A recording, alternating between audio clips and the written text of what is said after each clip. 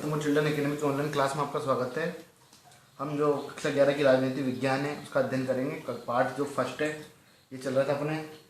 हमने पिछली क्लास में पढ़ा था संविधान का जो निर्माण कैसे हुआ, संविधान कैसे बना और संविधान सभा का स्वरूप क्या है। आज हम पढ़ेंगे संविधान सभा की कामकाज शैली। आज जो टॉपिक है संविधान सभा की कामकाज शैली। संविधान सभा की कामकाज शैली। तो देखो इसमें अपन समझते हैं संविधान बनाने के लिए अपनाई गई प्रक्रिया। ठीक है ना भाई, संविधान बनाने के लिए क्या प्रक्रिया अपनाई गई कि एक समिति का गठन होना चाहिए। ठीक है ना, और उस समिति के लिए चुने गए सदस्यों। ठीक है ना, तो संविधान बनाने की प्रक्रिया व चुने गए प्रतिनिधि। आगे बात समझ में, संविधान बनाने की प्रक्रिया और अपन क्या पढ़ रहे हैं, संविधान सभा की कामकाज शैली पढ़ रहे हैं। तो संविधान सभा जो संविधान बनाने की प्रक्रिया है वह संविधान व चुने गए प्रतिनिधि। संविधान बनाने की प्रक्रिया व चुने गए प्रतिनिधि। तो क्या है कि जो संविधान की जो लोकप्रिय सत्ता है, संविधान की क्या है लोकप्रिय सत्ता, उसका आधार क्या है, उसका आधार है जो चुने गए प्रतिनिधि है, इनके जो विचार है, इनके विचारों का मूल्य। इनके विचारों का मूल्य ही क्या है, संविधान सभा की संविधान की जो लोकप्रिय सत्ता का जो आधार है वो क्या है कि जो चुने गए प्रतिनिधि है, इनके विचारों का मूल्य ही लोकप्रिय सत्ता का आधार है।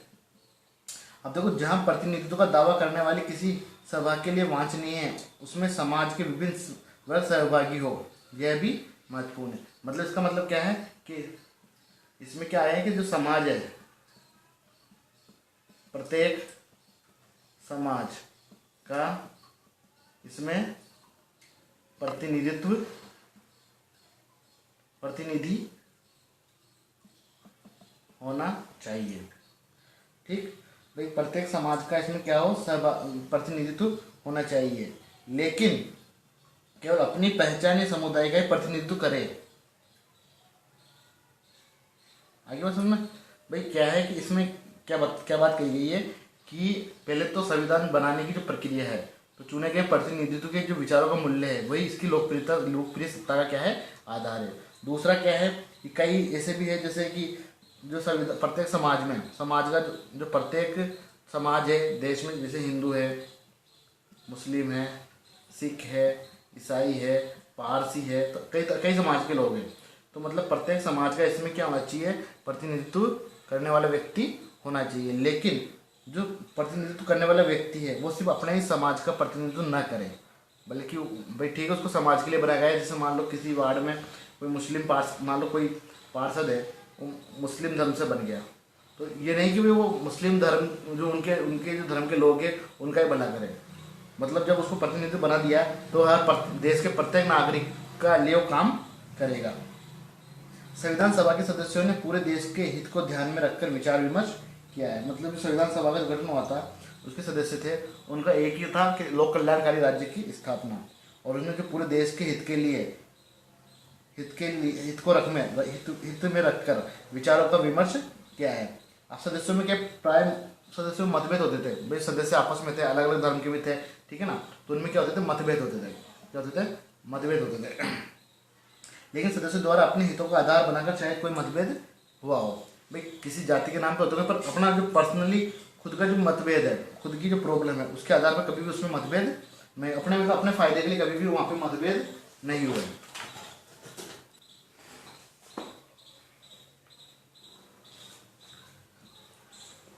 अब क्या है कि जो ये मतभेद होते थे, ये क्या होते थे, वेद सैद्धांतिक आधार पर होते थे। वेद सैद्धांतिक आधार पर मतभेद, मतलब ये जो मतभेद होते थे ये क्या होते थे, वेद सैद्धांतिक आधार पर होते थे। हालांकि सभा में अनेक मतभेद थे। अब मतभेद कौन कौन से थे भाई, क्या है कि जैसे लोग हैं अब आपस में जब विचार विमर्श करते हैं तो कोई ऐसे भी होते हैं जो नेगेटिव बोलते हैं, कुछ अच्छे बोलते हैं, कई के पास कुछ प्रश्न होते हैं। तो कौन कौन से प्रश्न थे भाई, क्या क्या मतभेद हुआ करते थे। पहला मतभेद कि भारत में शासन प्रणाली कैसी होनी चाहिए। भारत में शासन प्रणाली कैसी होनी चाहिए, पहला मतभेद तो ये, ठीक है ना। अब कैसी का मतलब केंद्रीकृत होनी चाहिए या विकेंद्रीकृत होनी चाहिए, केंद्रीकृत होनी चाहिए या फिर विकेंद्रीकृत होनी चाहिए। अन्य मतभेद क्या थे, तो अन्य मतभेद में पढ़ते हैं अपन, राज्यों के बीच कैसे संबंध होने चाहिए, राज्यों के बीच कैसे संबंध होने चाहिए। इसके अलावा क्या संविधान को संपत्ति के अधिकार की रक्षा करनी चाहिए या नहीं, ठीक है ना। तो लगभग क्या है कि उन सभी विषयों पर गहराई में चर्चा हुई भाई। जैसे अब ये भी इंपॉर्टेंट है कि भारत में शासन प्रणाली कैसे होनी चाहिए। जब भारत का शासन बना, जब सभा का आयोजन हुआ, तो सभा में जो सदस्य है उनके बीच में इस तरह के सवाल उठते थे कि भाई भारत में शासन कैसा होना चाहिए, केंद्रीकृत होना चाहिए, विकेंद्रीकृत होना चाहिए, राज्यों के बीच संबंध कैसा होना चाहिए, क्या संविधान को संपत्ति का अधिकार की रक्षा करनी चाहिए, ठीक है ना। तो उन सभी विषयों पर क्या हुआ, गहरी चर्चा आई। कौन से विषय पर, जो आधुनिक राज्य की बुनियाद है, ठीक है ना, जो आधुनिक राज्य की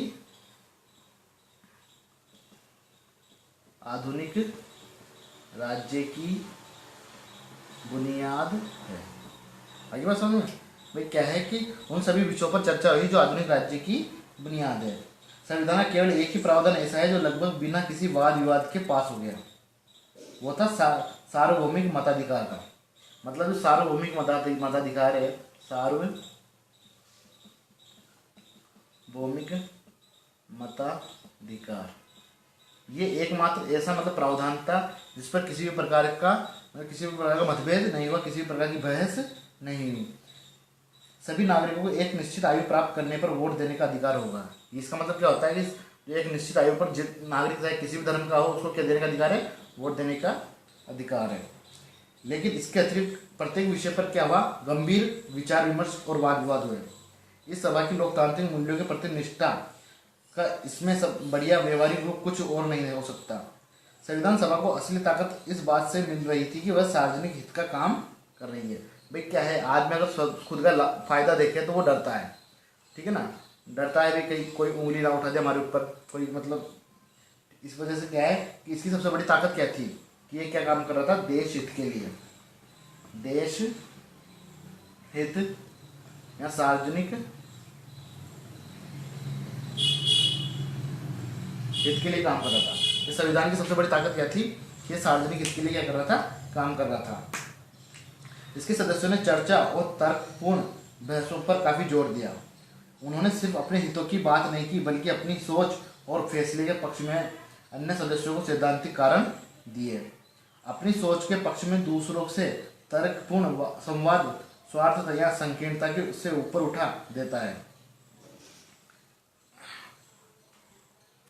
अब देखो भाई क्या है कि संविधान सभा में कई मोटे जो चर्चा हुई है वो कई मोटे मोटे खंडों में हुई है। जो चर्चा कई खंडों में हुई है, कई किसमें हुई है, खंडों में हुई है। वह सार्वजनिक विवेक की भावना को सबसे प्रामाणिक ढंग से सामने लाती है। मतलब क्या है कि बारीकी से बातचीत हुई, ठीक है ना, जैसे अनुच्छेदों के बारे में, अनुच्छेद के बारे में, अनुसूचियों के बारे में, अधिकारों के बारे में, ठीक है ना, इनके बारे में क्या हुई, बारीकी से चर्चा हुई कई खंडों में। मतलब खंड का मतलब अनुच्छेद हो गए, अनुसूची हो गई, अधिकार हो गए, नीति निर्देशक तत्व हो गए, मूल कर्तव्य हो गए, इनके बारे में क्या कई कई बारीकी से क्या हुई, बातचीत हुई और सार्वजनिक विवेक की भावना को सबसे प्रमाणिक ढंग से सामने लाती। ये बहसें भी फ्रांसीसी और अमेरिकी क्रांति की तरह संविधान निर्माण के इतिहास में महत्वपूर्ण और यादगार अध्यायों से कि जो ये बहस चली, इस तरह की बहसें भी क्या है कि जैसे जिस प्रकार फ्रांसीसी और अमेरिकी क्रांति की तरह फ्रांसीसी अमेरिका क्रांति हुई थी, उस समय भी इस तरह की क्या है कि कई वाद विवाद, कई मतभेद प्रस्तुत हुए थे। तो उस वजह से क्या है कि जो इस तरह की जो बहस है वो संविधान निर्माण के इतिहास के सबसे महत्वपूर्ण और यादगार अध्यायों में से एक मानी जाती है। तो ये अपने क्या पढ़ा, संविधान सभा की कामकाज शैली। ठीक है, संविधान सभा किसके लिए संविधान सभा है वो किसके लिए काम करती है, सार्वजनिक हितों के लिए काम करती है। वही इसकी सबसे बड़ी ताकत है। और जो इनके जो सदस्य हैं उनके विचारों का मूल्य ही इसे लोकप्रिय सत्ता का आधार बनाता है। आगे बात, अब अगला पढ़ते हैं कार्यविधि। संविधान की कार्यविधि। तो देखो कार्यविधि में, तो संविधान कार्यविधि इस प्रकार है कि संविधान की क्या है कि जो सामान्य कार्यविधि में सार्वजनिक विवेक का महत्व स्पष्ट है। इसका महत्व स्पष्ट है, सार्वजनिक विवेक का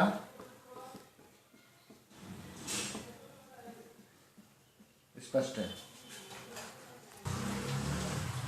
तो कार्यविधि में ये है कि संविधान सभा की जो सामान्य कार्यविधि में भी क्या है कि सार्वजनिक विवेक का महत्व स्पष्ट दिखाई देता है।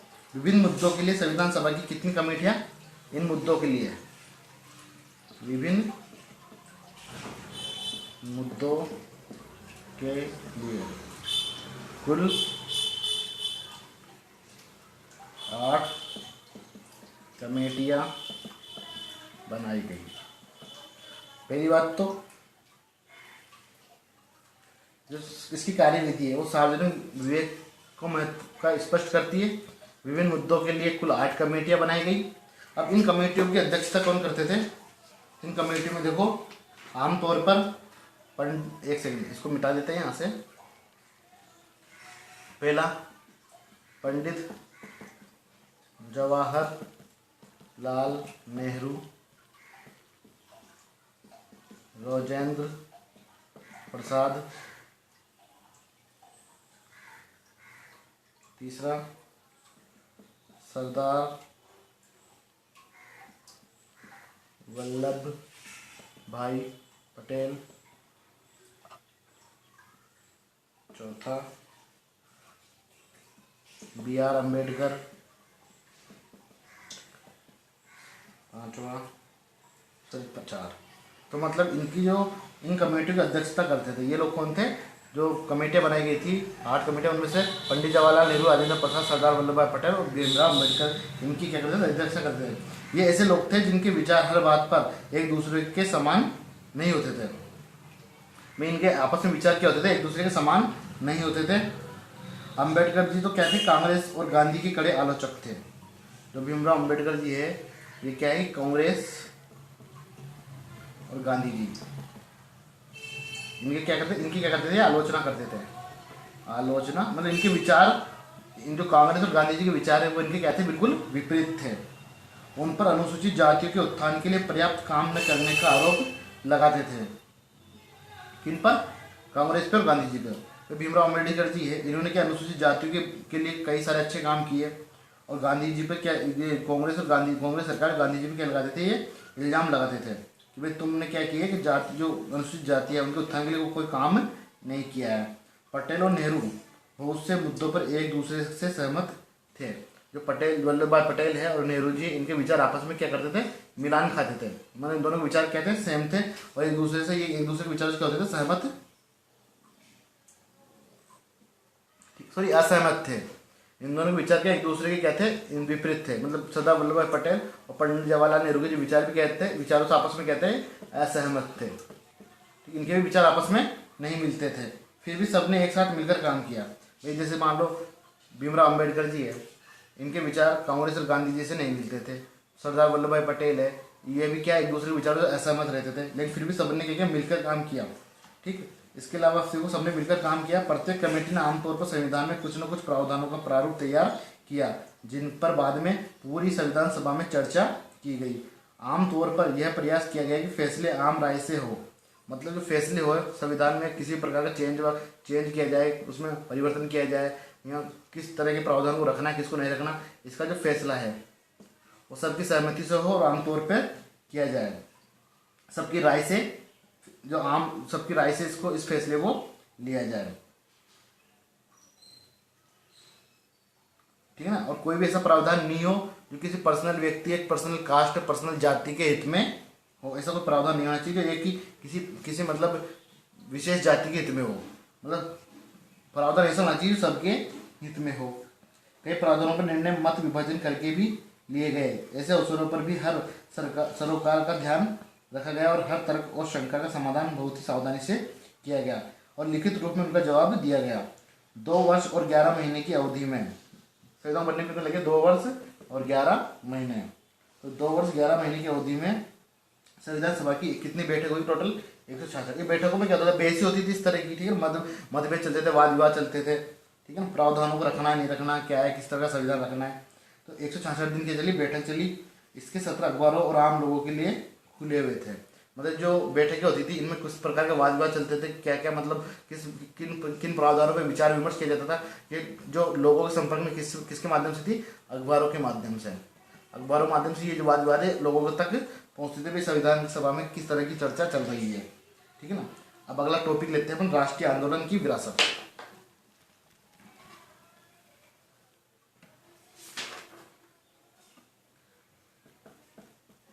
राष्ट्रीय आंदोलन की विरासत।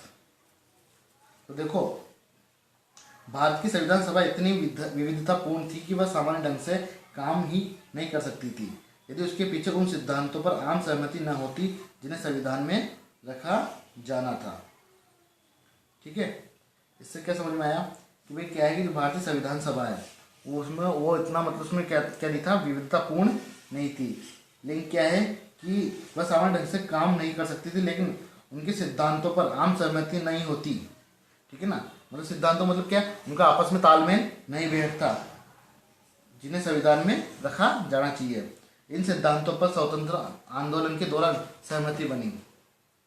भाई क्या है कि आंदोलन हुए, आंदोलन से क्या इनमें थोड़ा सा क्या है, एकता की भावना का विकास हुआ। एकता की भावना का विकास हुआ, जिसके दौरान क्या है कि इनके आपस में विचारों को इनको मतलब इनके जो सिद्धांत थे वो आपस में कहीं कहीं एक हुए। इनके जो सिद्धांत थे वो आपस में एक हुए। मतलब क्या है कि जो राष्ट्रीय आंदोलन है इससे भी क्या है कि संविधान सभा को एक प्रेरणा मिली। राष्ट्रीय आंदोलन से क्या मिला? संविधान सभा को एक प्रेरणा। ठीक, इसके बाद देखो राष्ट्रीय आंदोलन जिन सिद्धांतों को संविधान सभा में लाया गया। ठीक है, तो राष्ट्रीय आंदोलन के जो सिद्धांत थे उनको किस में लाया गया? संविधान सभा में लाया गया। और उसका सर्वोत्तम सारांश किसने दिया? नेहरू जी द्वारा 1946 में। भाई क्या है कि जो राष्ट्रीय आंदोलन था, राष्ट्रीय आंदोलन में जिन सिद्धांतों को संविधान सभा में लाया गया तो उसका क्या सारांश, उसका क्या है सारांश? नेहरू जी द्वारा 1946 में उद्देश्य प्रस्ताव में मिलता है। मतलब क्या है कि जो राष्ट्रीय आंदोलन थे इनके जो सिद्धांत थे जब संविधान सभा में लाए गए तो उन सिद्धांतों का जो सारांश है हमें किसमें मिलता है? जो पंडित नेहरू जी है उन्होंने उद्देश्य प्रस्ताव पारित किया था 1946 में, उसके अंदर देखने को मिलता है। तो इस प्रस्ताव में संविधान सभा के उद्देश्यों को परिभाषित किया गया है। मतलब संविधान सभा के उद्देश्य क्या थे? सबसे महत्वपूर्ण उद्देश्य तो ये था कि एक लोक कल्याणकारी राज्य की स्थापना करना। तो मतलब क्या कि इस प्रस्ताव में संविधान सभा के उद्देश्यों को पारित किया गया। इस प्रस्ताव में संविधान की सभी आकांक्षाओं और मूल्यों को समाहित किया गया। संविधान की सभी आकांक्षाओं और मूल्यों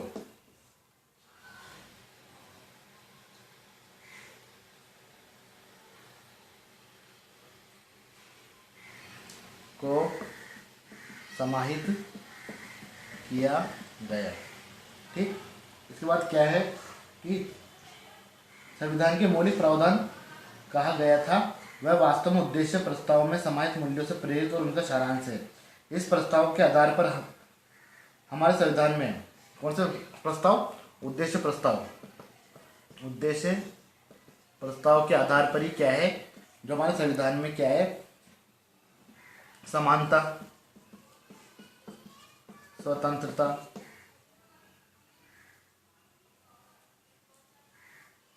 लोकतंत्र, संप्रभुता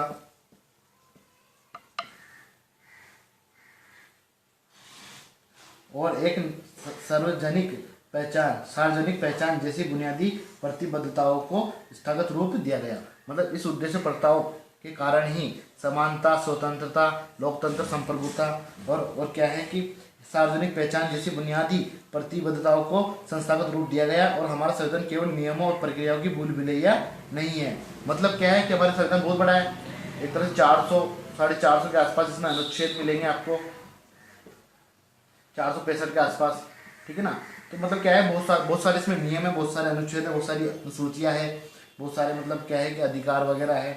तो क्या है कि ये एक नियमों का ही भूल भुलैया नहीं है, बल्कि ये एक ऐसी सरकार बनाने की नैतिक प्रतिबद्धता है जो राष्ट्रीय आंदोलन में लोगों को दिए गए आश्वासनों को पूरा करेगा। अभी राष्ट्रीय आंदोलन जो भी आश्वासन दिए संविधान सभा के लोगों ने नागरिकों को, उनको क्या करेगा? ये पूरा करेगा।